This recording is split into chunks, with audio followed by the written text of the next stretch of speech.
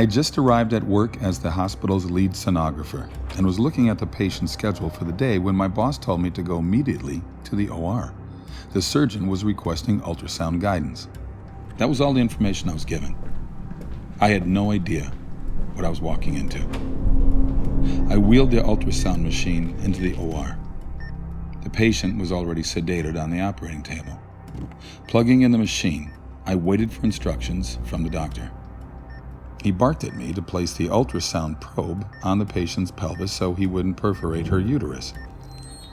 Still confused about the procedure, I did as he asked and realized the woman was pregnant. She was in her second trimester, so I easily determined the gender of her baby, a little girl.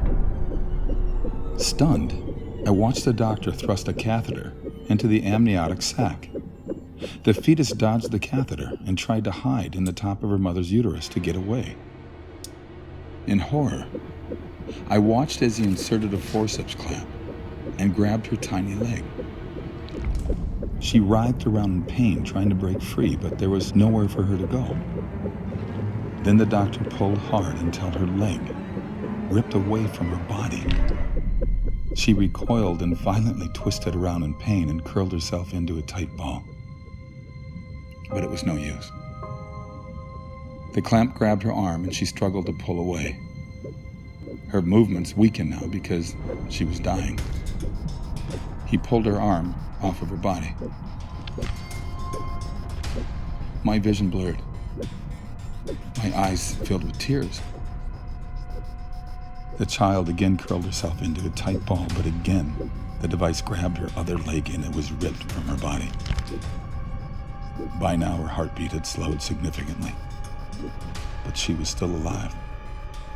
The clamp grabbed her last limb and ripped it off. She wiggled and squirmed around, and then her heart finally stopped beating. I announced that there was no more cardiac activity. The nurse and scrub tech in the room gasped, realizing for the first time that this was happening to a fetus that was still alive. The remaining body parts, the head and torso, were removed. Placenta was removed, and a final look with ultrasound revealed all products of conception were removed. I was told I could leave the room. Up until that moment, I had been frozen. I silently removed the ultrasound machine from the operating room, went directly to the locker room, and threw up. I quit my job at that hospital shortly after. I told my boss I would never again participate in that type of procedure.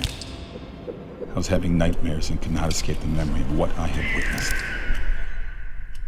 I would never again assist in the murder of a child. It was over 20 years ago, but it's just as vivid in my mind today as the day it happened.